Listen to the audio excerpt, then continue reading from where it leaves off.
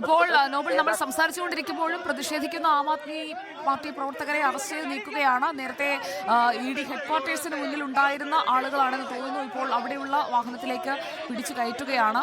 കൂടുതൽ പ്രവർത്തകർ നാളെയാണ് പ്രതിഷേധത്തിന് ഔദ്യോഗികമായി ആഹ്വാനം ചെയ്തിരിക്കുന്നതെങ്കിലും ഹെഡ്ക്വാർട്ടേഴ്സിൽ അരവിന്ദ് കെജ്രിവാൾ എത്തുമ്പോൾ സ്വാഭാവികമായും പ്രവർത്തകർ അവിടേക്ക് എത്താനുള്ള ഒരു സാധ്യതയുണ്ടല്ലോ. അങ്ങനെ എത്തിയവരെയാണോ നോബൽ ഇപ്പോൾ നീക്കിയത്?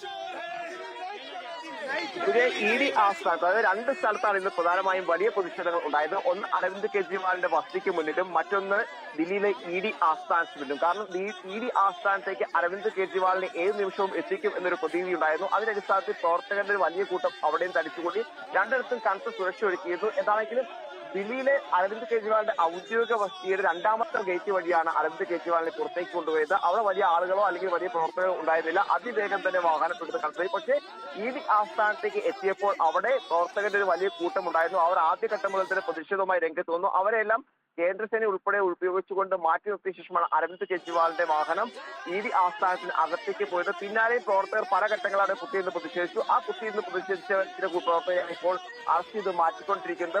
മുഴുവൻ പ്രവർത്തകരെയും ഇവിടുന്ന് മാറ്റാനുള്ള ശ്രമമാണ് പോലീസിന്റെ ഭാഗത്ത് ഉണ്ടാകുന്നത് എന്നാണ് നമുക്ക് മനസ്സിലാവുന്നത്. ഇനിയിപ്പോൾ പ്രതിഷേധങ്ങൾ പ്രത്യേകിച്ച് രാത്രിയായ പശ്ചാത്തലത്തിൽ പ്രതിഷേധങ്ങൾ അധികം അനുവദിക്കാൻ സാധ്യതയില്ല. ദില്ലിയെ സംബന്ധിച്ചിടത്തോളം അതോടൊപ്പം തന്നെ 144 അതായത് നിരോധനാജ്ഞയോടെ തന്നെ ഇവിടെയൊക്കെ പ്രഖ്യാപിക്കുകയും ശക്തിപ്പെടുത്തുകയും ചെയ്തിട്ട് അതുകൊണ്ട് തന്നെ ഇനിയിപ്പോൾ വലിയ പ്രതിഷേധങ്ങളിലേക്കുള്ള അനുമതിക്ക് സാധ്യതയില്ല. അതുകൊണ്ട് പരമാവധി ആളുകളെയും അറസ്റ്റ് ചെയ്ത് എത്രയും വേഗം നീക്കിക്കൊണ്ട് നടപടികളിലേക്ക് പോകാനാണ് തീരുമാനം. അതോടൊപ്പം തന്നെ ദില്ലി മുഖ്യമന്ത്രിയുടെ വസതിക്ക് മുന്നിലുണ്ടായിരുന്ന പ്രവർത്തകരോട് പിരിഞ്ഞു പോകാനുള്ള നിർദ്ദേശം നേതാക്കളുടെ ഭാഗത്തുണ്ടായി. നാളത്തെ സമര ആഹ്വാനം നടത്തിയ ശേഷമാണ് പ്രവർത്തകരോട് പിരിഞ്ഞു പോകാൻ പറ്റുക. അതിന്റെ അടിസ്ഥാനത്തിൽ പ്രവർത്തകർ ഇവിടെ നിന്നാണ് പിരിഞ്ഞു പോയിട്ട് ഇപ്പോൾ ഇ ഡി ആസ്ഥാനത്തുള്ള പ്രവർത്തകർ പിരിഞ്ഞു പോയില്ലെങ്കിൽ അവരെ ബാക്കിയുള്ളവരെ കൂടി അറസ്റ്റ് ചെയ്ത് നീക്കാനായിരിക്കും പോലീസ് ശ്രമിക്കുക.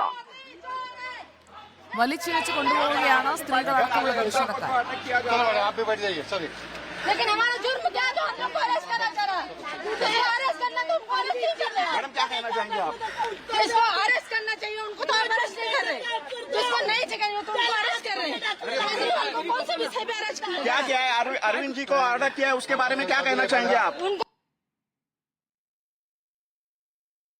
പ്രതിഷേധത്തിന്റെ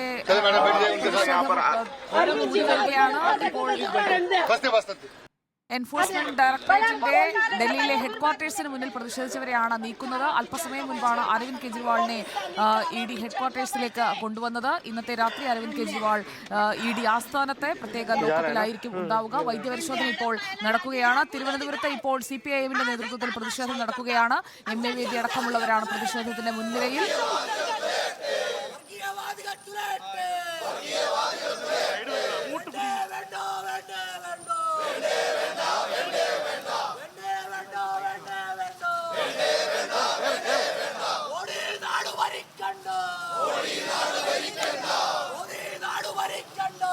ഡിവൈഎഫ്ഐ CPIM പ്രവർത്തകർ ഒന്നിച്ച് പ്രതിഷേധവുമായി അണിനിരക്കുകയാണ്. തലസ്ഥാന നഗരത്തിൽ നിന്നുള്ള കാഴ്ചകളാണ് നമ്മൾ കണ്ടുകൊണ്ടിരിക്കുന്നത്.